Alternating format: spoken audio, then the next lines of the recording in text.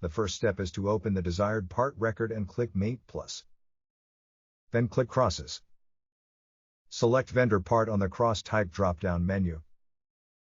Input the desired vendor part name in the cross Prcpart field. Type the approved vendor into the association field. Click Update to save your changes. Now to see the cross parts, you can go to the MRP. Click on the blue eye to open the part information for a part that you created a cross for. Select the Crosses tab.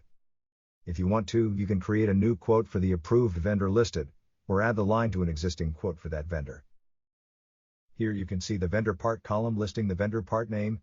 You can also click PDF/export to see the vendor part name on documentation.